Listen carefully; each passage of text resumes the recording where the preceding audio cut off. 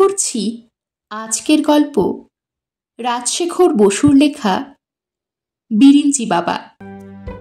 14 নম্বর হাবশিবাগান লেনের মেসটি ছোট কিন্তু বেশ পরিষ্কার পরিচ্ছন্ন, কারণ ম্যানেজার নিবারণ মাস্টার খুব আমোদের লোক হইলেও সব দিকে তার কড়া নজর আছে। মেসের অধিবাসী 5-6 জন মাত্র এবং সকলেরই অবস্থা ভালো। বসিবার জন্য একটি আলাদা ঘর, তাতে ঢালা ফরাশ এবং অনেক রকমের বাদ্যযন্ত্র, দাবা, তাস, পাশা ও অন্যান্য খেলার সরঞ্জাম, কতগুলি মাসিক পত্রিকা প্রভৃতি চিত্ত বিনোদনের উপকরণ সজ্জিত আছে। কাল হইতে পূজার বন্ধ, সেজন্যে মেসের অনেকে দেশে চলিয়া গিয়াছে। বাকি আছে কেবল নিবারণ ও পরমার্থ। ইহারা কোথাও যাইবে না, কারণ দুজনেরই শ্বশুরবাড়ির সকলে কলিকাতায় আসিতেছেন। নিবারণ কলেজে পড়ায়, পরমার্থ ইন্স্যুরেন্সের দালালি, হঠযোগ এবং থিওসফির চর্চা করে। আজ সন্ধ্যায় মেসের বৈঠকখানায় ইহারা দুইজন এবং পাশের বাড়ির নিতাইবাবু আড্ডা দিতেছেন। নিতাইবাবু নিত্যই এখানে আসেন।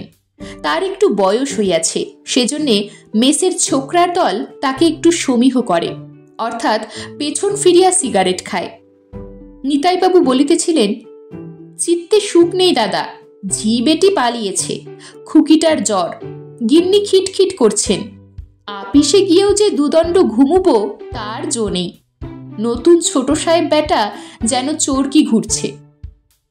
পরমার্থ বলিল, কেন, আপনাদের আপিসে তো বেশ ভালো ব্যবস্থা আছে। নিতাই বলিল, সেদিন আর নেই রে ভাই, ছিল বটে মেকেঞ্জি সাহেবের আমলে। বরদা খুড়োকে জানো তো? শ্যামনগরের বরদা মুখুজ্জে। খুড়ো 2টোর সময় আফিম খেতেন, 2:30 থেকে 4:30 পর্যন্ত ঘুমুতেন। আমরা সবাই পালা করে টিফিন ঘরে গড়িয়ে নিতুম, কিন্তু খুড়ো চেয়ার ছাড়তেন না। একদিন হয়েছে কি, লেজার ঠিক দিতে দিতে যেমনি পাতার নিচে পৌঁছেছেন অমনি ঘুম এলো। নরণচরণ নেই, নাক ডাকা নেই, ঘাড় একটুও ঝুঁকল না। লেজার টোটালের জায়গায় হাতের কলমটি ঠিক ধরা আছে। অসাধারণ ক্ষমতা। দূর থেকে দেখলে কে বলবে খুড়ো ঘুমুচ্ছে? এমন সময় মেকেঞ্জি সাহেব ঘরে এলো। সকলে শশব ব্যস্ত। সাহেব খুড়োর কাছে গিয়ে অনেকক্ষণ নিরীক্ষণ করে খুড়োর কাঁধে একটি চিমটি কাটলে। খুড়ো একটু মিটমিটিয়ে চেয়েই বিড়বিড় করে আরম্ভ করলে, 37-এর 7 নাবে 3-এ করতে 3। সাহেব হেসে বললে, হ্যাভ এ কাপ অফ টি বাবু। এখন সে রামও নেই, সে অযোধ্যাও নেই। সংসারে ঘেন্না ধরে গেছে। একটি ভালো সাধু সন্ন্যাসী পাই তো সব ছেড়ে দিয়ে বেরিয়ে পড়ি। পরমার্থ বলল, জগন্নাথ ঘাটে আজ একটা সাধুকে দেখে এলুম। আশ্চর্য ব্যাপার, লোকে তাকে বলে মির্চাই বাবা। তিনি কেবল লঙ্কা খেয়ে থাকেন। ভাত নয়, রুটি নয়, ছাতু নয়, শুধু লঙ্কা। লক্ষ লক্ষ লোক ওষুধ নিতে এসেছে, একটি করে লঙ্কা মন্ত্রপুত করে দিচ্ছেন, তাই খেয়ে সব ভালো হয়ে যাচ্ছে। শুনেছি তার আবার যিনি গুরু আছেন তার সাধনা আরও উঁচু দরের। তিনি খান স্রেফ করাতের গুঁড়ো। নিতাই বললে, ওহে মাস্টার, তুমি তো ফিলোসফিতে MA পাশ করেছ। লঙ্কা, করাতের গুঁড়ো এসবের আধ্যাত্মিক তাৎপর্য কি বলো তো? তোমার পাখো আজ বন্ধ করো বাপু, কান ঝালাপালা হলো। নিবারণ প্রথমে একটা মাসিক পত্রিকা লইয়া নাড়াচাড়া করিতেছিল। তাতে যে 5টি গল্প আছে তার প্রত্যেকের নায়িকা এক একটি সতী সাধ্যবী বীরাঙ্গনা। অবশেষে নিবারণ পত্রিকাটি ফেলিয়া দিয়া একটা পাখোয়াজ কোলে লইয়া মাঝে মাঝে বেতালা চাটি মারিতেছিল। নিতাইবাবুর কথায় বাজনা থামাইয়া বলিল, ওসব হচ্ছে ভিন্ন ভিন্ন সাধনার মার্গ। যেমন জ্ঞান মার্গ, কর্ম মার্গ, ভক্তি মার্গ, তেমনি মির্চাই মার্গ, করাত মার্গ, লবণ মার্গ, একাদশী মার্গ, গোবর মার্গ, টিকি মার্গ, তারি মার্গ, স্ফটিক মার্গ, কাগ মার্গ। নিতাই বলিল, কাগ মার্গ কিরকম? নিবারণ বলিল, জানেন না, গেল বছর হরিহর ছত্রের মেলায় গিয়েছিলুম। এক জায়গায় দেখি একটা প্রকাণ্ড বাঁশের খাঁচায় 102 কাক ঝামেলা করছে।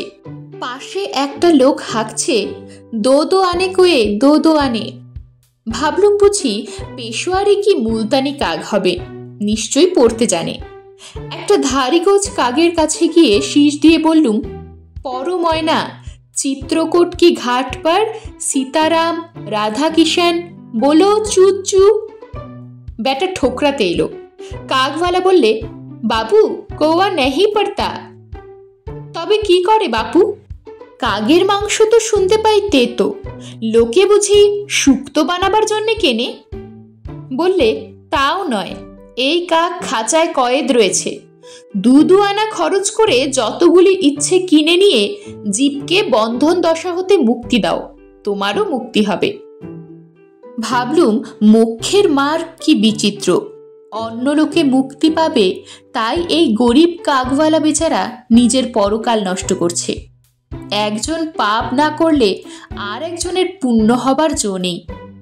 এই সময় একটি হ্যাট কোটধারী 22-23 বছরের ছেলে ঘরে আসিয়া পাখার রেগুলেটর শেষ পর্যন্ত ঠেলিয়া দিয়া হ্যাটটি আঁচড়াইয়া ফেলিয়া ফরাসের ওপর থপ করিয়া বসিয়া পড়িল। তার নাম সত্যব্রত। সম্প্রতি লেখাপড়ায় ইস্তফা দিয়া কাজকর্মের চেষ্টা দেখিতেছে। সত্যব্রত হাঁপাইতে হাঁপাইতে বলিল, উফ, কি মুশকিলেই পড়া গেছে। সত্য প্রায় মুশকিলে পড়িয়া থাকে, সেজন্যে তার কথায় কেহ উৎকণ্ঠা প্রকাশ করিল না। অগত্যা সে আপন মনে বলিতে লাগিল, সমস্ত দিন আপিসের হাড় ভাঙা খাটুনি, বিকেলে যে একটু ফুর্তি করব তারও জো নেই। ভাবলুম আজ ম্যাটিনিতে সীতা দেখে আসি। অমনি পিসিমা বলে বসলেন, সতে তুই বকে যাচ্ছিস, আমার সঙ্গে চল, সান্ডেল মশাইয়ের বক্তৃতা শুনবি। কি করি, যেতে হলো, কিন্তু সব মিথ্যে। সান্ডেল মশাই বলছেন ধর্ম জীবের মধুরতা, আর আমি ভাবছি আরশোলা। নিতাই বললে, আরশোলা? সত্য বলিল, 3 টন আরশোলা, ফরওয়ার্ড কন্ট্রাক্ট আছে, November December shipment, 40 pound shilling ton CIF Hong Kong. চায়নায় লড়াই বাঁধবে কিনা তাই আগে থাকতে রসদ সংগ্রহ করছে। বড় সাহেবের হুকুম 1 মাসের মধ্যে সমস্ত মাল পিপে বন্দি হওয়া চাই। কোত্থেকে পাই বলুন তো? উফ, কি বিপদ। নিতাই বলিল, হ্যাঁ রে সতে, তুই না ব্রহ্মজ্ঞানী, তোদের না মিথ্যা কথা বলতে নেই? সত্য বলিল, কেন বলতে নেই, পিসিমার কাছে না বললেই হলো। নিবারণ বলল, সতে, তোর সন্ধানে ভালো বাবাজি কি স্বামীজি আছে? সত্য বলিল, কটা চাই? নিতাই বলিল, যা যা, ইয়ার কি করিসনি, তোরা মন্ত্রতন্ত্রই মানিস না, তা আবার বাবাজি। সত্য বলিল, কেন মানব না? পিসিমার দাঁত কনকন করছিল, খেতে পারেন না, ঘুমুতে পারেন না, কথা কইতে পারেন না, কেবল পিসে মশাইকে ধমক দেন। বাড়ি শুদ্ধ লোক ভয়ে অস্থির। পিপারমিন্ট, অ্যাসপিরিন, মাদুলি, জলপড়া, দাঁতের পোকা, বারকৌড়ি, কিছুতেই কিছু হয় না। তখন পিসে মশাই ऐसा জোর প্রার্থনা আরম্ভ করলেন যে 3 দিনের দিন দাঁত পড়ে গেল। পরমার্থ চটিয়া উঠিয়া বলিল, দেখো সত্য, তুমি যা বোঝো না তা নিয়ে ফাজলামি করো না। প্রার্থনাও যা, মন্ত্র সাধনাও তা। মন্ত্র সাধনায় প্রচণ্ড এনার্জি উৎপন্ন হয়, তা মানো? সত্য বলিল, আলবাত মানি, তার সাক্ষী রাজশাহীর তরিতানন্দ ঠাকুর, কলেজের ছেলেরা যাকে বলে রেডিও বাবা। বাবার 2টি কি, একটি পজিটিভ, একটি নেগেটিভ। আকাশ থেকে ইলেকট্রিসিটি শুষে নেন, স্পার্ক ছাড়েন, একটি 18 ইঞ্চি লম্বা। কাছে এগোয় কার সাধ্য? সিল্কের চাদর মুড়ি দিয়ে দেখা করতে হয়। নিবারণ বলিল, না, মির্চাই, বেদান্ত, ইলেকট্রিসিটি এর একটাও নিতাইদার ধাতে সইবে না। যদি কোনো নিরীহ বাবাজির সন্ধান থাকে তো বলো, কিন্তু কেরামতি চাই, শুধু ভক্তি তত্ত্বে চলবে না। কি বলেন নিতাইদা? পরমার্থ বলিল, তবে দমদমায় গুরুপদ বাবুর বাগানে চলুন, বিরিঞ্চি বাবার কাছে। নিবারণ বলিল, আলিপুরে উকিল গুরুপদ বাবু? আমাদের প্রফেসর ননির শ্বশুর, তিনি আবার বাবাজি জোটালেন কোথা থেকে? সত্য, তুই জানিস কিছু? সত্য কহিল, ননিদার কাছে শুনেছিলুম বটে, গুরুপদবাবু সম্প্রতি একটি গুরুর পাল্লায় পড়েছেন। স্ত্রী মারা গিয়ে অবধি ভদ্রলোক একেবারে বদলে গেছেন, আগে তো কিছুই মানতেন না। নিবারণ বলিল, গুরুপদবাবুর আর একটি আইবুড়ো মেয়ে আছে না? সত্য বলিল, বুঝকি, ননিদার শালি। নিবারণ বলিল, তারপর পরমার্থ, বাবাজিটি কেমন? পরমার্থ বলিল, আশ্চর্য, কেউ বলে তার বয়স 500 বছর, কেউ বলে 5000, অথচ দেখতে এই নিতাইদার বয়সী বোধ হয়। তাকে জিজ্ঞেস করলে একটু হেসে বলেন, বয়স বলে কোনো বস্তুই নেই, সমস্ত কাল একই কাল, সমস্ত স্থান একই স্থান। যিনি সিদ্ধ তিনি ত্রিকাল ত্রিলোক একসঙ্গেই ভোগ করেন। এই ধরো এখন সেপ্টেম্বর 1925, তুমি রাজশাহীতে আছো। বিরিঞ্চি বাবা ইচ্ছে করলে এখনই তোমাকে আকবরের টাইমে আগ্রাতে অথবা 4th সেঞ্চুরি বিসিতে পাটলিপুত্র নগরে এনে ফেলতে পারেন। সমস্তই আপেক্ষিক কিনা? নিবারণ বলিল, আইনস্টাইনের প্রসার একেবারে মাটি। পরমার্থ বলিল, আরে আইনস্টাইন শিখলে কোত্থেকে? শুনেছি বিরিঞ্চি বাবা যখন চেকোস্লোভাকিয়ায় তপস্যা করতেন তখন আইনস্টাইন তার কাছে যাতায়াত করত, তবে তার বিদ্যে রিলেটিভিটির বেশি এগোয়নি। নিতাইবাবু উদ্গ্রীব হইয়া সমস্ত শুনিতেছিলেন। জিজ্ঞাসা করিলেন, আচ্ছা, আইনস্টাইনের থিওরিটা কি বলতো? পরমার্থ বলিল, কি জানেন, স্থান কাল আর পাত্র এরা পরস্পরের ওপর নির্ভর করে। যদি স্থান কিংবা কাল বদলায় তবে পাত্রও বদলাবে। সত্য বলিল, ও হলো না, আমি সহজ করে বলছি শুনুন। ধরুন আপনি একজন ভারিক্কে লোক, ইন্ডিয়ান অ্যাসোসিয়েশনে গেছেন। তখন আপনার ওজন 2 মণ 30 সের। সেখান থেকে গেলেন গেরাতলা কংগ্রেস কমিটিতে, সেখানে ওজন হলো মাত্র 5-6 টাক, ফুয়ে উড়ে গেলেন। নিবারণ বলিল, ঠিক। জনার্দন ঠাকুর পটলডাঙ্গায় কেনে 2.5 সের আলু, আর মেসে এলেই হয়ে যায় 9 পো। নিতাই বলিল, আচ্ছা পরমার্থ, বিরিঞ্চি বাবা নিজে তো ত্রিকাল সিদ্ধ পুরুষ, ভক্তদের কোনো সুবিধে করে দেন কি? পরমার্থ বলিল, তেমন তেমন ভক্ত হলে করেন বই কি। এই সেদিন মেকিরাম আগরওয়ালার বরাত ফিরিয়ে দিলেন। 3 দিনের জন্যে তাকে 1914-এ নিয়ে গেলেন, ঠিক লড়াইয়ের আগে। মেকিরাম 5000 টন লোহার কড়ি কিনে ফেললে 6 টাকা হন্দর। তারপরেই তাকে 1 মাস 1919-এ রাখলেন। মেকিরাম বেচে দিলে 21 টাকা দরে। তখন আবার তাকে হাল আমলে ফিরিয়ে আনলেন। মেকিরাম এখন 15 লাখ টাকার মালিক। না বিশ্বাস হয় অঙ্ক কষে দেখো। নিতাইবাবু পরমার্থের 2 হাত ধরিয়া গদগদ স্বরে বলিলেন, পরমার্থ ভাইরে, আমায় এক্ষুনি নিয়ে চলো বিরিঞ্চি বাবার কাছে। বাবার পায়ে ধরে হত্যা দেব, খরচ যা লাগে সব দেব, ঘটিবাটি বিক্রি করব, গিন্নির হাতে পায়ে ধরে সেই 10 ভরির গোট ছড়াটা বন্ধক দেব। বাবার দয়ায় যদি হপ্তাখানেক 1914-এ ঘুরে আসতে পারি তবে তোমায় ভুলবো না পরমার্থ। 10%, বুঝলে? হা ভগবান, হায় রে লোহা। নিবারণ বলিল, গুরুপদবাবু কিছু গুছিয়ে নিতে পারলেন? পরমার্থ বলিল, তার ইহকালের কোনো চিন্তাই নেই, শুনেছি বিষয় সম্পত্তি সমস্তই গুরুকে দেবেন। নিবারণ বলিল, এত দূর করিয়েছে? হ্যাঁ রে সত্য, তোর ননিদা, তোর বৌদি এরা কিছু বলছেন না? সত্য কহিল, ননিদাকে তো জানোই, নেলা খ্যাপা লোক, নিজের এক্সপেরিমেন্ট নিয়েই আছেন। আর বৌদি নিতান্ত ভালো মানুষ, ওদের দ্বারা কিছু হবে না। কিছু করতে হয় তো তুমি আর আমি, কিন্তু দেরি নয়। নিবারণ বলিল, তবে এক্ষুনি ননির কাছে চল, ব্যাপারটা ভালো করে জেনে নিয়ে তারপর দমদমায় যাওয়া যাবে। নিতাইবাবু কাগজ পেন্সিল লইয়া লোহার হিসাব কষিতেছিলেন। দমদমা যাওয়ার কথা শুনিয়া বলিলেন, তোমরাও বাবার কাছে যাবে নাকি? সেটা কি ভালো হবে? এত লোক গিয়ে আবদার করলে বাবা ভরকে যেতে পারেন। সত্যটা একে বেম্য, তাই বিশ্ব বকাট, ওর গিয়ে লাভ নেই। কেন বাপু, তোদের এমন খাসা ব্রাহ্ম সমাজ রয়েছে, সেখানে গিয়ে হতে দে না। আমাদের ঠাকুর দেবতার উপর নজর দিস কেন?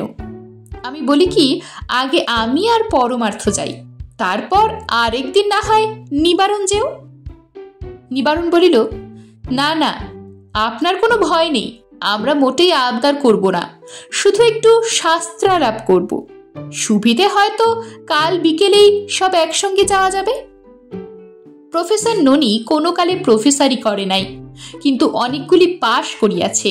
সে বাড়িতে নানা প্রকার বৈজ্ঞানিক গবেষণা করিয়া থাকে, সেজন্যে বন্ধুবর্গ তাকে প্রফেসর আখ্যা দিয়াছে। রোজগারের চিন্তা নাই, কারণ পৈতৃক সম্পত্তি কিছু আছে। ননি গুরুপদবাবুর জামাতা, সত্যব্রতের দূর সম্পর্কীয় ভ্রাতা এবং নিবারণের ক্লাস ফ্রেন্ড। নিবারণ ও সত্যব্রত যখন ননির বাড়িতে পৌঁছিল তখন রাত্রি 8টা।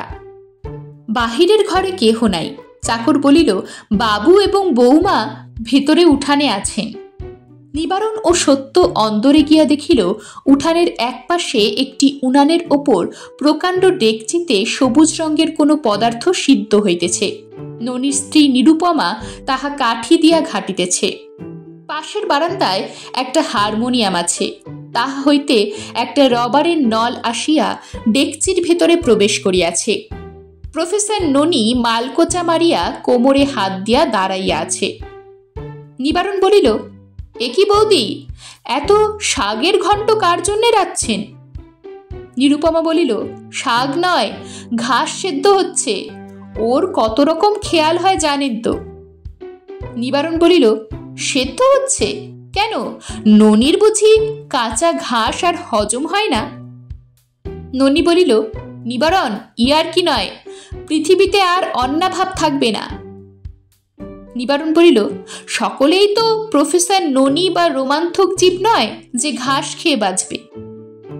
ননি বলিল, আরে ও কি আর ঘাস থাকবে? প্রোটিন সিনথেসিস হচ্ছে, ঘাস হাইড্রোলাইজ হয়ে কার্বোহাইড্রেট হবে, তাতে দুটো অ্যামিনো গ্রুপ জুড়ে দিলেই ব্যাস, হেক্সোহাইড্রক্সি ডাই অ্যামিনো। নিবারণ বলিল, থাক থাক, হারমোনিয়ামটা কি জন্য? ননি বলিল, বুঝলে না, অক্সিডাইজ করবার জন্যে। নিরু, হারমোনিয়ামটা বাজাও তো। নিরুপমা হারমোনিয়ামের পেডাল চালাইল, সুর বাহির হইল না। রবারের নল দিয়া হাওয়া আসিয়া ডেকচির ভেতর বক বক করিতে লাগিল। নিবারণ বলিল, শুধুই ফুরফুরি? আমি ভাবলুম বুঝি সঙ্গীত রস রবারের নল বেয়ে ঘাসের সঙ্গে মিশে সবুজ অমৃতের চ্যাঙর সৃষ্টি করবে। যাক, বৌদির বাবার খবর কি বলুন তো? নিরুপমা ম্লান মুখে বলিল, শোনেননি কিছু? মা যাওয়ার পর থেকেই কেমন একরকম হয়ে গেছেন। গণেশ মামা কোথা থেকে এক গুরু জুটিয়ে দিলেন, তাকে নিয়েই একেবারে তন্ময়। বাহ্যজ্ঞান নেই বললেই হয়, কেবল গুরু গুরু গুরু। অনেক কান্নাকাটি করেছি, কোনো ফল হয়নি। শুনছি টাকা করি সবই গুরুকে দেবেন।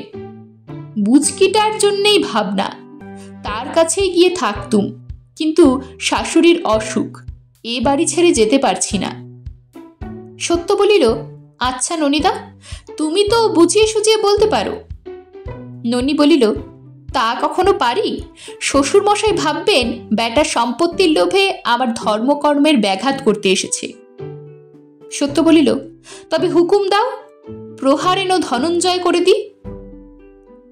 নিরুপমা বলিল, না না, জুলুম যদি করো তবে সেটা বাবার উপরেই পড়বে।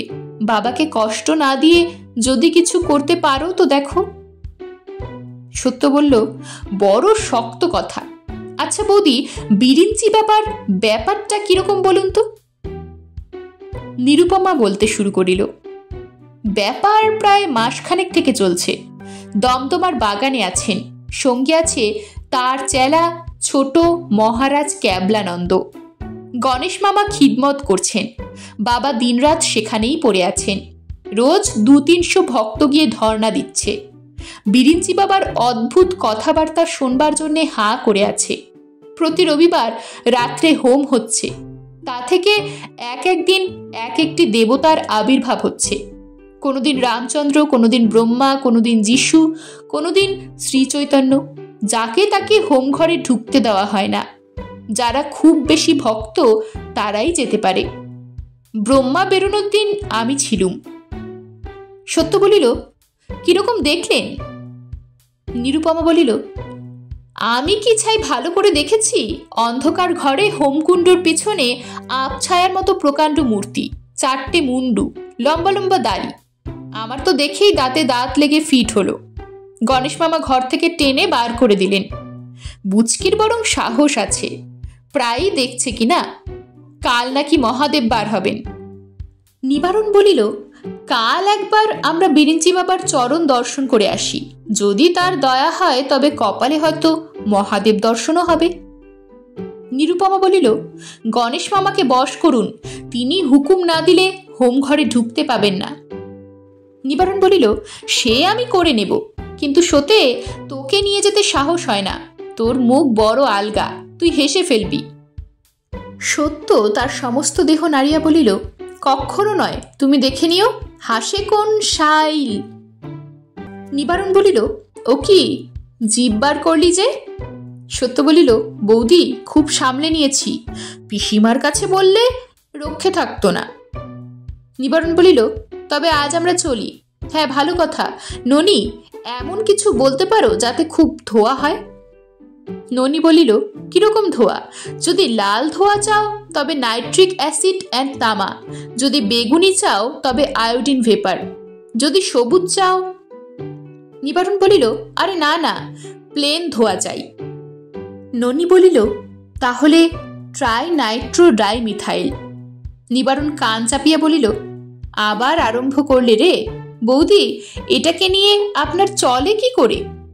নিরুপমা হাসিয়া বলিল, মামার বাড়িতে দেখেছি গোয়াল ঘরে ভিজে খড় জ্বালে, খুব ধোয়া হয়।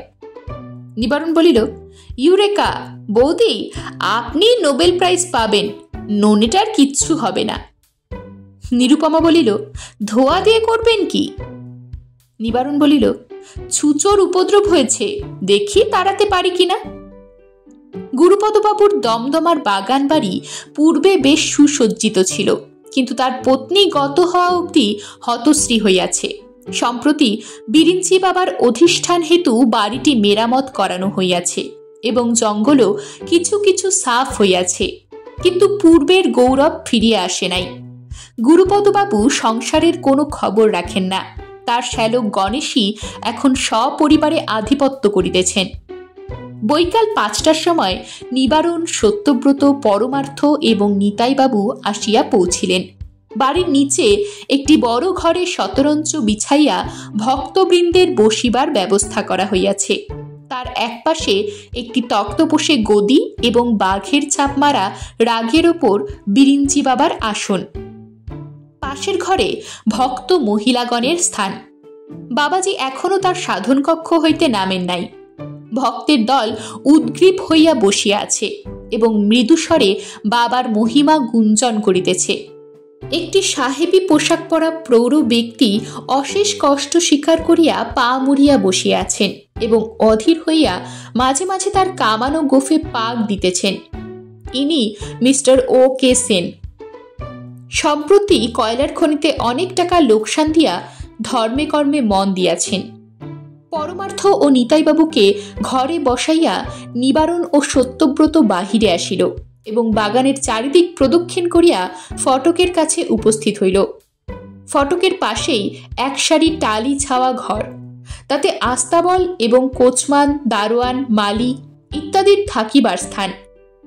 আস্তাবলের সম্মুখে মৌলবী বছিরুদ্দি একটি ভাঙা বেঞ্চে বসিয়া কোচম্যান ছোটি মিয়া এবং দারোয়ান ফেকু পাড়ের সঙ্গে গল্প করিতেছেন। মৌলবী সাহেবের নিবাস ফরিদপুর। ইনি গুরুপদবাবুর অন্যতম মুহুরী। গুরুপদবাবু ওকালতি ত্যাগ করায় বছিরুদ্দির উপার্জন কমিয়া গিয়াছে, কিন্তু এখনও তিনি নিয়মিত মাসুহারা পাইয়া থাকেন। সেজন্যে মনিবকে সেলাম করিতে আসেন। মৌলবী সাহেব ফরিদপুরি উর্দুতে দুনিয়ার বর্তমান দুরাবস্থা বিবৃত করিতেছিলেন। কোচমান ও দারোয়ান মাথা নাড়িয়া সায় দিতেছিল। অদূরে সহিস ঘোড়ার অঙ্গ ডলিতেছে। এবং মাঝে মাঝে চঞ্চল ঘোড়ার পেটে সশব্দে থাবড়া মারিয়া বলিতেছে, আরে ঠহর যা উল্লু। সামনের মাঠে একটি স্থূলকায় বিড়াল মুখভঙ্গি করিয়া ঘাস খাইতেছে। প্রত্যহ বিরিঞ্চি বাবার ভুক্তাবশিষ্ট মাছের মুড়া খাইয়া তার গড় হজম হইয়াছে। সত্যব্রত বলিল, আদাব মৌলবী সাহেব, মেজাজ তো দিব্যি শরীফ। প্রণাম পারেজি। কোচমানজি আচ্ছা হ্যাঁ তো? একে চেনো না বুঝি? ইনি নিবারণ বাবু, জামাই বাবুর দোস্ত। পুজোর জন্যে কিছু ভেট এনেছেন, কিছু মনে করবেন না মৌলবী সাহেব। আপনার 10 টাকা, পারেজি আর কোচমানজির 5-5, সহিসমালি এদের আরো 5। সৌজন্যে অভিভূত হইয়া বছিরুদ্দি, ফেকু এবং ঝটি দন্তবিকাশ করিয়া বারবার সেলাম করিল এবং খোদা ও কালীময়ীর নিকট বাবুজিদের তরক্কি প্রার্থনা করিল। মৌলবী বলিলেন, আরে বাবুমশাই, সেসব দিনখান কেমনে চলে গেছে। মা ঠাকুরান বেহস্ত পাওয়া ইস্তক মোদের বাবু সাহেবের জান্ডা কলজায় নেই। কত করে বললাম হুজুর, অমন পোশাকটা নষ্ট করবেন না, তা কে শোনে, খোদার মর্জি। নিবারণ বলিল, ও বাবাজিটাই যত নষ্টের গোড়া। ফেকু পারে ভরসা পাইয়া মত প্রকাশ করিল, বিরিঞ্চি বাবা বাবাজি থোড়াই আছেন, তার জনও ভি নাই, জটা ভি নাই। তিনি মছলি ভি খান, বকরির গোস্ত ভি খান। দোনো সাথ চা বিস্কুট না হইলে তার চলে না। এসব বাঙালি বাবাজি বিলকুল জুয়াচোর। আর ছোট মহারাজ যিনি আছেন, তিনি তো একটু বিচ্ছু। ফেকু পারেকে পর্যন্ত দংশন করিতে তাহার সাহস হয়। তিনি জানেন না যে উক্ত ফেকু পারে মিউটিনিমের তলোয়ার খেলায়া থা। একবার যদি মনিব হুকুম দেন, তবে লাঠির চোটে বাবাজিদের হাড্ডি চুর করিয়া দেওয়া যাইতে পারে। মৌলবী জানাইলেন যে তাকেও কম অপমান সহ্য করিতে হয় নাই। মামাবাবু যে তার উপর লম্বাই চওড়াই করিবে, তা নিয়ে বরদাস্ত করিবেন না। তিনি খানদানি মনীষী, তার ধমনীতে মোগলাই রক্ত প্রবাহিত হইতেছে। যদিও লোকে তাকে বছিরুদ্দি বলে, কিন্তু তার আদত নাম মৃদ্দম খা। তার পিতার নাম জাহাবাজ খা, পিতামহের নাম আব্দুল জব্বর। তাদের আদি নিবাস ফরিদপুর নয়, আরব দেশে, যাকে বলে তুর্ক। সেখানে সকলেই লুঙ্গি পরে এবং উর্দু বলে। কেবল পেটের দায়ে তাকে বাংলা শিখতে হইয়াছে। সেই আরব দেশের মধ্যিখানে ইস্তাম্বুল, তার বায়ে শহর বোগদাদ। এই কলকাতা শহরটা তার কাছে একেবারেই তুষ্টু। বোগদাদের দক্ষিণ বাগে মক্কা শরীফ, সেখানকার পবিত্র কুয়ার জল তার কাছে 1 শিশি আছে। মনিব যদি হুকুম দেন, তবে সেই জল ছিটাইয়া হালার পো হালা ইবলিশের বাচ্চা 2 বাবাজি মায় মামাবাবুকে তিনি হাই সাত দরিয়ার পারে জাহান্নামের চৌমাথায় পৌঁছাইয়া দিতে পারেন। নিবারণ বলিল, দেখুন মৌলবী সাহেব, আমরা বাবাজি দুটোকে তাড়াবো। যদি সুবিধে হয় তো আজই, কিন্তু একলা পেরে উঠব না। আপনি আর দারোয়ানজির সঙ্গে থাকা চাই। ফেকু বলিল, মারপিট হবে? নিবারণ বলিল, আরে না না, তোমাদের কোনো ভয় নেই, কেবল একটু চিল্লাচিল্লি করতে হবে। পারবে তো? জরুর, আলবাত, জান কবুল। কিন্তু মনিব যদি গোসা হন? নিবারণ বুঝাইল, মনিবের চটিবার কোনো কারণ থাকিবে না। একটু পরে সে আসিয়া যথা কর্তব্য বাতলাইয়া দিবে। নিবারণ ও সত্যব্রত বিরিঞ্চি বাবার দরবার অভিমুখে চলিল। পথে গণেশ মামার সঙ্গে দেখা। তিনি ব্যস্ত হইয়া হোমের আয়োজন করিতে যাইতেছেন। নিবারণ ও সত্যব্রতকে দেখিয়া বলিলেন, এই যে তোমরাও এসেছো দেখছি, বেশ বেশ, হে হে। তারপর বাড়ির সব? নিবারণ, তোমার বাবা বেশ, তোমার মা এখন একটু, তোমার ছোট বোনটি, আর সত্য, তোমার পিসে মশাই পিসিমা সকলে? নিবারণের স্বজনবর্গ সকলেই হে হে। সত্যব্রতেরও তদ্রূপ। সমস্তই গণেশ মামার আশীর্বাদের ফল। মামাবাবুর ভাবনায় ঘুম হইতেছিল না। এখন কথঞ্চিত নিশ্চিন্ত হইলেন। সত্য বলিল, মামা, আপনার ছোট জামাইটির চাকরি হয়েছে? যদি না হয়ে থাকে, তবে ছুটির পরেই আমাদের আপিসে একবার পাঠাবেন, একটা ভ্যাকেন্সি আছে। গণেশ বলিল, বেঁচে থাকো বাবা, বেঁচে থাকো। তোমরা হলে আপনার লোক, তোমরা চেষ্টা না করলে কি কিছু হয়? আপিস খুললেই সে তোমার সঙ্গে দেখা করবে।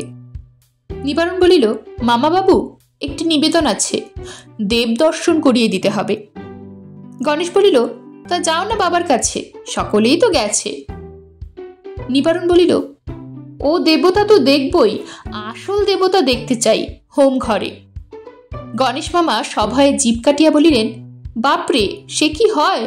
কত সাধ্য সাধনা করে তবে অধিকার জন্মায়। আর আমাদের সত্য তো এই যাকে বলে।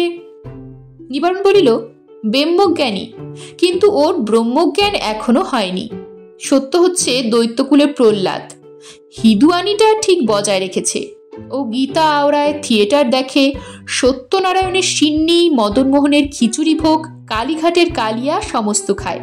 আর বলতে নেই, আপনি হলেন নেহাত গুরুজন, নইলে ওর 2-4টে বোলচাল শুনলে বুঝতেন যে ও বড় বড় হিঁদুর কান কাটতে পারে।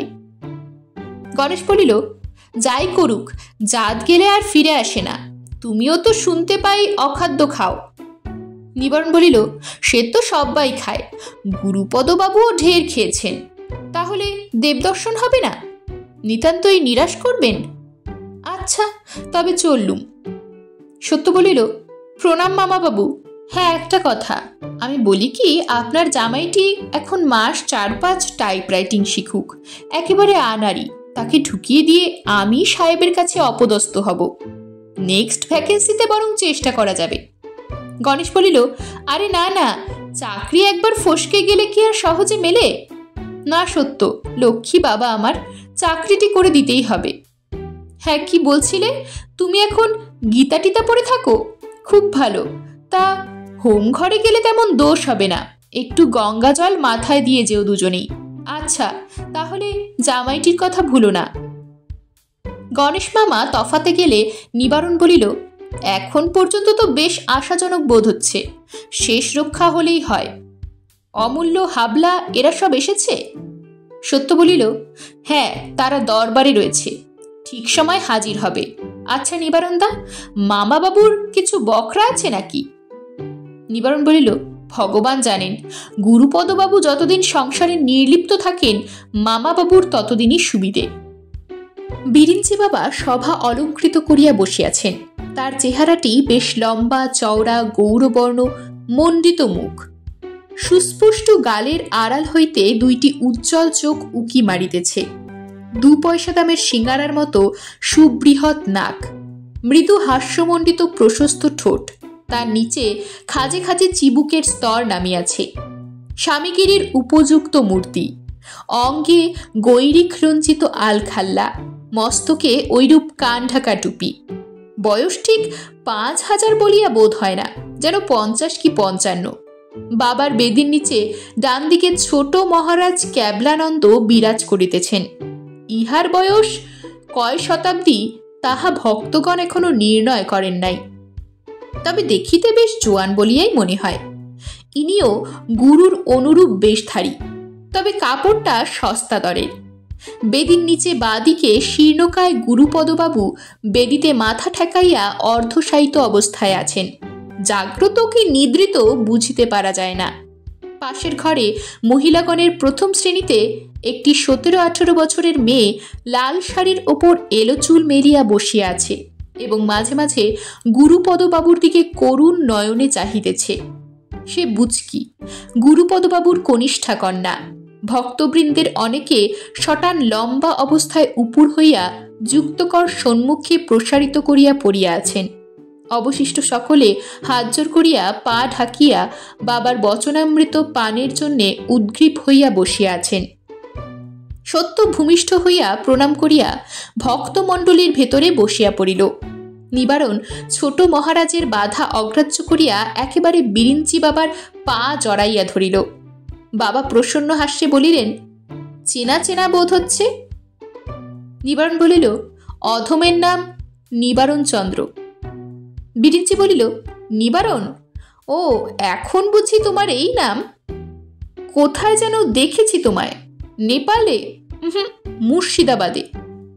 তোমার মনে থাকবার কথা নয়, জগৎ শেঠের কুঠিতে তোমার মায়ের শ্রাদ্ধের দিন অনেক লোক ছিল, রাজা কৃষ্ণচন্দ্র, রায় রায়ান, জানকী প্রসাদ, নবাবের সিপাহ, সলার খান, খানান মোহাম্মদ জং, সুতনুটির আমির চাঁদ, যাকে বলে হিস্ট্রিতে উমিচাঁদ। তুমি শেঠজির খাজাঞ্চি ছিলে, তোমার নাম ছিল রোশ মতিরাম। উফ, শেঠজি খুব খাইয়েছিল, কেবল সুতনুটির বাবুদের পাতে মনটা কম পড়ে, তারা গালাগাল দিয়ে চলে যায়। তা মতিরাম? নিবারণ চন্দ্র, তুমি ধূর্যটি মন্ত্র জপ করতে শেখো, তাতে তোমার সুবিধে হবে। রোজ ভোরে উঠেই 108 বার বলবে ধূর্যটি ধূর্যটি ধূর্যটি, খুব তাড়াতাড়ি। আচ্ছা, এখন বসো গিয়ে। নিবারণ পুনরায় পায়ের ধুলা লইল এবং তাহা চাটিবার ভান করিয়া ভক্তদের মধ্যে গিয়া বসিল। নিতাইবাবু চুপি চুপি পরমার্থকে বলিলেন, ব্যাপার দেখলে? নিবারণটা আসবা মাত্র বাবার নজরে পড়ে গেল, আর আমি বেটা 1.5 ঘন্টা হা করে বসে আছি। একেই বলে বরাত। এইবার একবার উঠে গিয়ে পা জড়িয়ে ধরব, যা থাকে কপালে। যারা ভূমিষ্যাৎ হইয়া পড়িয়াছিলেন তাদের মধ্যে একটি স্থূলকায় বৃদ্ধ ছিলেন। তার পরিধানে মিহি জরিপার ধুতি, গিলে করা আদ্যির পাঞ্জাবি, তার ভেতর দিয়া সরু সোনার হার দেখা যাইতেছে। ইনি বিখ্যাত মুৎসদ্দি গোবর্ধন মল্লিক, সম্প্রতি 3য় পক্ষ ঘরে আনিয়াছেন। গোবর্ধনবাবু আস্তে আস্তে উঠিয়া করজোরে নিবেদন করিলেন, বাবা, প্রবৃত্তি মার্গ আর নিবৃত্তি মার্গ এর কোনটা ভালো? বাবা ঈষৎ হাস্য সহকারে বলিলেন, ঠিক ওই কথা তুলসীদাস আমায় জিজ্ঞেস করেছিল। আমরা আহার গ্রহণ করি। কেন করি? ক্ষুধা পায় বলে। কি আহার করি? অন্ন ব্যঞ্জন, ফলমূল, মৎস্য, মাংসাদি। আহার করলে কি হয়? ক্ষুধার নিবৃত্তি হয়। ক্ষুধা একটা প্রবৃত্তি, আহারে তার নিবৃত্তি। অতএব ভোগের মূল হচ্ছে প্রবৃত্তি, ভোগের ফল হচ্ছে নিবৃত্তি। তুলসী ছিল সন্ন্যাসী। আমি বললুম, বাপু, ভোগ না হলে তোমার নিবৃত্তি হবে না। তার রামায়ণ লেখা শেষ হলে তাকে রাজা মানসিংহ করে দিলুম। অনেক বিষয় সম্পত্তি করেছিল, কিন্তু কিছুই রইল না। তার বেটা জগৎ সিংহ বাঙালির মেয়ে বিয়ে করে সমস্ত উড়িয়ে দিলে। বঙ্কিম তার বইয়ে সে কথা আর লেখেনি। ব্যারিস্টার ওকে সেন বলিলেন, ওয়ান্ডারফুল। নিতাইবাবু আর থাকিতে পারিলেন না, ছুটিয়া গিয়া বাবার সম্মুখে গলবস্ত্র হইয়া বলিলেন, দয়া করো প্রভু। বাবা ভ্রু কুঞ্চিত করিয়া বলিলেন, কি চাই তোমার? নিতাইবাবু থতমত খাইয়া বলিলেন, 1914। সত্যব্রতের একটা মহৎ রোগ, সে হাসি সামলাইতে পারে না। সে নিজে বেশ গম্ভীর হইয়া পরিহাস করিতে পারে, কিন্তু অপরের মুখে অদ্ভুত কথা শুনিলে গাম্ভীর্য রক্ষা কঠিন হয়। হাস্য দমনের জন্য সত্য একটি মুষ্টিযোগ ব্যবহার করিয়া থাকে। গুরুজনদের সমক্ষে হাসির কারণ উপস্থিত হইলে সে কোনো ভয়াবহ অবস্থার কল্পনা করে, তবে সবসময় তাতে উপকার হয় না। বিরিঞ্চি বাবা বলিলেন, 1914 সে কি? নিবারণ চুপি চুপি বলিল, 1914 ক্যালকাটা। No reply.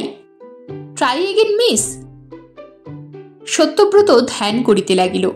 ছুতার মিস্ত্রি তার পিঠের উপর রাদা চালাইতেছে। চোকলা চোকলা চামড়া উঠিয়া যাইতেছে। ও, সে কি অসহ্য যন্ত্রণা! নিতাইবাবু বলিলেন, 7টি দিনের জন্যে আমায় লড়াইয়ের আগের দিনে নিয়ে যান বাবা, সস্তায় লোহা কিনব, দোহাই বাবা। বিরিঞ্চি বাবা বলিলেন, তোমার কি করা হয়? নিতাই বলিল, আগে ভলচার ব্রাদার্সের আপিসে লেজার কিপার, কুললে 150 টাকা মাইনে, সংসার চলে না। বিরিঞ্চি বাবা বলিলেন, সরৈশ্বর্য সস্তায় হয় না বাপু, কঠোর সাধনা চাই। মূলাধার চক্রে ঠেলা দিয়ে কুলকুণ্ডলিনীকে আজ্ঞা চক্রে আনতে হবে, তারপর তাকে সহস্রার পদ্মে তুলতে হবে। সহস্রারই হচ্ছেন সূর্য, এই সূর্যকে পিছু হটাতে হবে। সূর্য বিজ্ঞান আরম্ভ না হলে কালস্তম্ভ করা যায় না, তাতে বিস্তর খরচ, তোমার কম্য নয়। তুমি আপাতত কিছুদিন মার্তণ্ড মন্ত্র জপ করো। ঠিক দুপুর বেলা সূর্যের দিকে চেয়ে 108 বার বলবে, মার্তণ্ড মার্তণ্ড মার্তণ্ড, খুব তাড়াতাড়ি। কিন্তু খবরদার চোখের পাতা না নড়ে, জিভ জড়িয়ে না যায়, তাহলেই মরবে। নিতাইবাবু বিরস বদনে ফিরিয়া আসিলেন। বিরিঞ্চি বাবা বলিলেন, ধন দৌলত সকলেই চায়, কিন্তু উপযুক্ত পাত্রে পড়া চাই। এই নিয়েই তো যিশুর সঙ্গে আমার ঝগড়া। যিশু বলতো ধনীর কখনো স্বর্গরাজ্য লাভ হবে না। আমি বলতুম, তা কেন? অর্থের সদ্ব্যবহার করলেই হবে। আহা, বেচারা বেঘরে প্রাণটা খোয়ালে।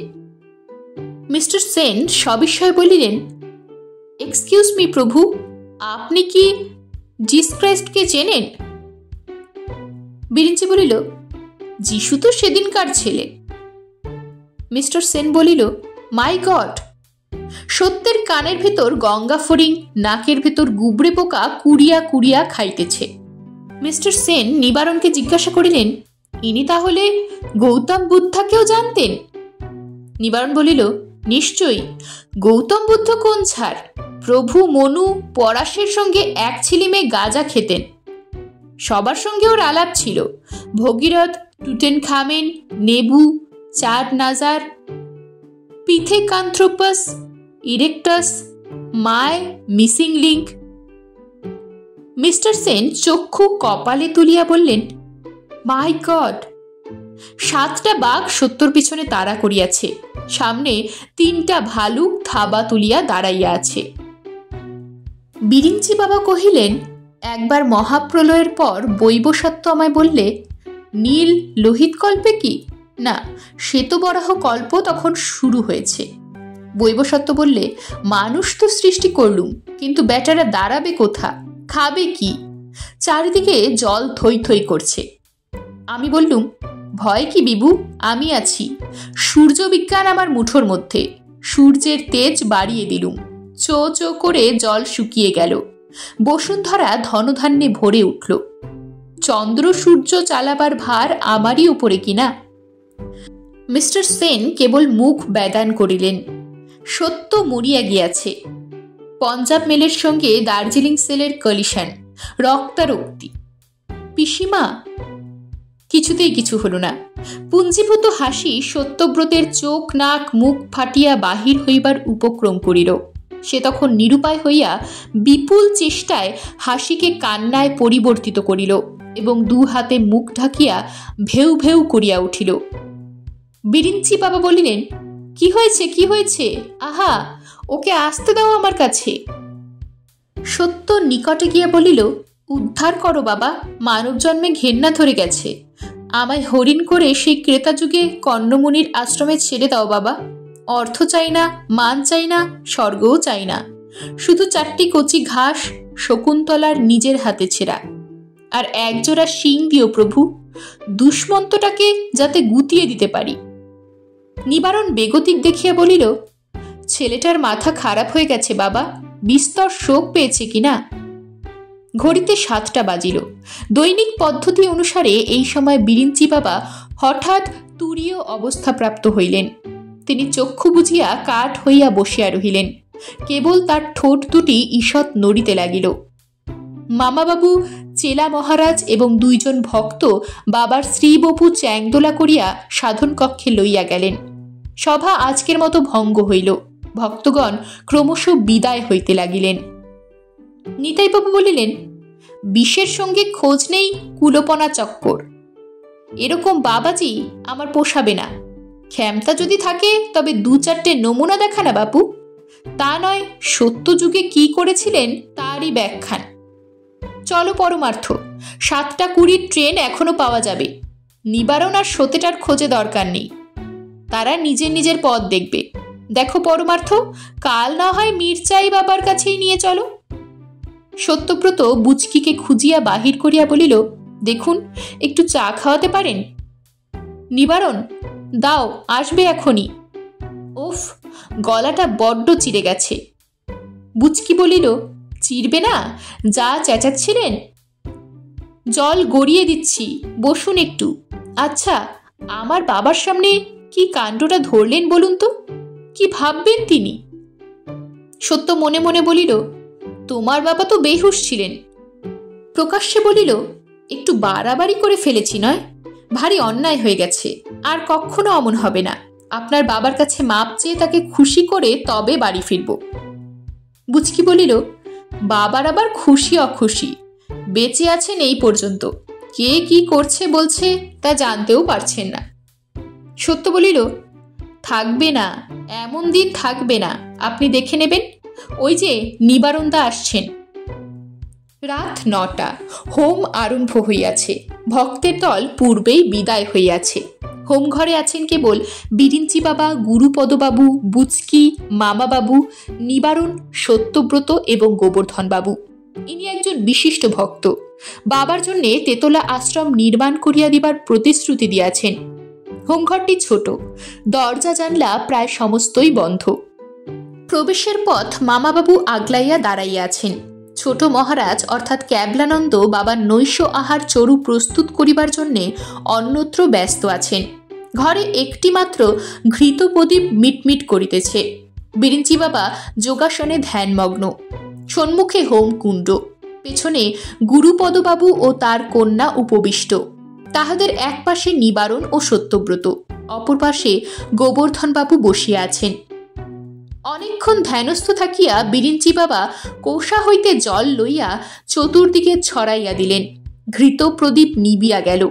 হোমাগ্নির শিখা নাই, কেবল কয়েক খণ্ড অঙ্গার আরক্ত হইয়া আছে। বিরিঞ্চি বাবা তখন মুখের ওপর হাত কাঁপাইয়া ভীষণ গালবাদ্য আরম্ভ করিলেন। সেই গম্ভীর বুবু বুবু নিনাদে ক্ষুদ্র গৃহ কম্পিত হইতে লাগিল। সত্যব্রত বুচকির কানে কানে বলিল, বুচু, ভয় করছে? বুচকি বলিল, না। সহসা হোমকুণ্ড হইতে নীলাভ অগ্নিশিখা নির্গত হইল। সেই ক্ষীণ অস্পষ্ট আলোকে সকলে দেখিলেন মহাদেবী তো বটে। হোমকুণ্ডের পশ্চাতে ব্যাঘ্রচর্মধারী হারমালা বিভূষিত পিনাক ডমরুপানি ধবলাকান্তি দস্তুর মতো মহাদেব। গুরুপদবাবু নির্বাক নিশ্চল।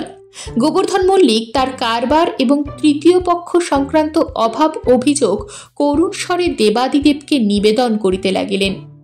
গণেশ মামা শিবস্ত্রোত আবৃত্তি করিতে লাগিলেন, যেটি তার ছোট মেয়ে মহাকালী পাঠশালায় শিখিয়াছে। নিবারণ সত্যব্রতকে চুপি চুপি বলিল, এইবার। সত্যব্রত উচ্চস্বরে বলিয়া উঠিল, বম বাবা মহাদেব। একটু পরে হঠাৎ বাহিরে একটা কলরব উঠিল। তারপর চিৎকার করিয়া কে বলিল, আগ লাগা হ্যাঁ।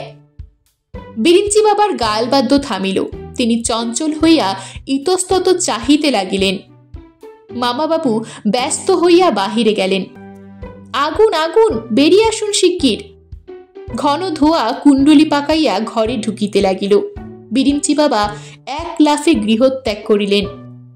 গোবর্ধনবাবু চিৎকার করিতে করিতে বাবার পদানুসরণ করিলেন। বুচকি পিতার হাত ধরিয়া বলিল, বাবা বাবা ওঠো। নিবারণ কহিল, এখন যাবেন না, একটু বসুন, কোনো ভয় নেই। মহাদেবের টনক নড়িল। তিনি উসখুস করিতে লাগিলেন। নিবারণ একটা বাতি জ্বালিল। মহাদেব পেছনের দরজা দিয়া পলায়নের উপক্রম করিলেন। অমনি সত্যব্রত জাপটাইয়া ধরিল। মহাদেব বলিলেন, আহ, ছাড়ো ছাড়ো, লাগে। মাইরি এখন ইয়ার কি ভালো লাগে না, চারদিকে আগুন, ছেড়ে দাও বলছি।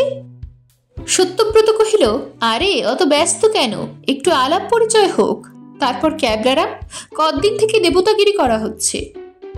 বাহির হইতে ২-৪ জন লোক হোম ঘরে প্রবেশ করিল। ফেকু পাড়ের জিম্বায় ক্যাবলানন্দকে দিয়া নিবারণ ও সত্যব্রত বিস্ময় বিমূঢ় গুরুপদবাবু ও তার কন্যাকে বাহিরে আনিল। বাড়িতে আগুন লাগে নাই। পাশের ঘরে খানিকটা ভিজা খড় কে জ্বালাইয়া দিয়াছিল। দারোয়ান, মৌলবী সাহেব, কোচমান এবং অমূল্য হাবলা প্রভৃতি সত্যব্রতের অনুচরবৃন্দ মিথ্যা হল্লা করিয়াছে। বিরিঞ্চি বাবা ভাঙেন কিন্তু মচকান না। বলিলেন, কেমন গুরুপদ, এখন আশা মিটল তো? যে নাস্তিক তার দিব্যদৃষ্টি হবে কেন? তাই তোমার কপালে দেবতা দেখা দিয়েও দিলেন না, শেষটায় মানুষের মূর্তি ধরে বিদ্রূপ করলেন। সত্যব্রত বলিল, বিদ্রূপ বলে বিদ্রূপ? মহাদেব পচে গিয়ে বেরুল ক্যাবলা। বিরিঞ্চি বাবা হয়ে গেলেন জোচ্চোর। গোবর্ধন বাবু বলিলেন, বেটা আমাদের সঙ্গে চালাকি? গোবর্ধন মল্লিক 5টা হৌসের মুচুদ্দি বড় বড় ইংরেজ চড়িয়ে খায়, তাকে তুমি ঠকাবে? মারো 2 থাবড়া। গুরুপদবাবু ততক্ষণে প্রকৃতিস্থ হইয়াছেন। বলিলেন, না না, যেতে দাও যেতে দাও। সত্য, গাড়িটা জুতিয়ে এদের স্টেশনে পাঠাবার ব্যবস্থা করো, কেউ যেন কিছু না বলে। তল্পি তল্পা গুছানো হইলে সত্য সশিষ্য বিরিঞ্চি বাবাকে গাড়িতে তুলিয়া দিল। বিদায়কালে বলিল, প্রভু, তাহলে নিতান্তই চললেন। চন্দ্র সূর্য আপনার জিম্মায় রইল, দেখবেন যেন ঠিক চলে, দম দিতে ভুলবেন না, আর মধ্যে মধ্যে অয়েল করবেন। ভিড় কমলে গুরুপদবাবু বলিলেন, বাবা নিবারণ, বাবা সত্য, তোমরা আমায় রক্ষা করেছ, এই উপকার আমি ভুলব না। আজ তোমরা এখানেই খাওয়া দাওয়া করে থাকো, অনেক রাত হয়েছে। এ কি সত্য, তোমার হাতে রক্ত কেন? সত্য বলিল, ও কিছু নয়, ধস্তাধস্তির সময় মহাদেব একটু কামড়ে দিয়েছিলেন, আপনি ব্যস্ত হইবেন না, বিশ্রাম করুন গিয়ে। গুরুপদবাবু বলিল, তবে তুমি আমার সঙ্গে এসো, বুচকি টিংচার আয়োডিন দিয়ে বেঁধে দেবে এখন। আহারান্তে সত্য বলিল, ওহ, কি মুশকিলেই পড়া গেছে। নিবারণ বলিল, আবার কি হলো রে? সত্য বলিল, নিবারণ দা। নিবারণ বলিল, বল নাকি? সত্য আবার বলিল, নিবারণ দা। নিবারণ বলিল, বলেই ফেল নাকি? সত্য বলিল, আমি বুচকিকে বিয়ে করব। নিবারণ বলিল, তা তো বুঝতেই পারছি, কিন্তু তোর সঙ্গে বিয়ে যদি না দেয়? সত্য বলিল, আলবাত দেবে, বুচকির বাপ দেবে। নিবারণ বলিল, বাপ না হয় রাজি হলো, কিন্তু মেয়ে কি বলে? সত্য বলিল, বড় গোলমেলে জবাব দিচ্ছে। নিবারণ বলিল, কি বলে বুচকি? সত্য বললে, যা। নিবারণ বলিল, দূর গাধা, যা মানেই হ্যাঁ। এরকমই আরো সব গল্প পেতে চ্যানেলটিকে সাবস্ক্রাইব করে দেবেন, আর গল্পটি যদি ভালো লেগে থাকে তাহলে লাইক, শেয়ার আর কমেন্ট করে দেবেন।